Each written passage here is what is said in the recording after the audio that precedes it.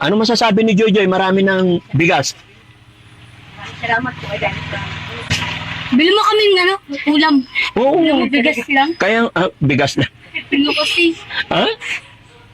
Problema mo talaga ulam. Bili mo kami. Kaya nga, bibilhan kita. Ano ba ulam gusto mo? Babalik ako dito para... Sardinas, corn beef. corned beef. Itlog, gas lucky meat.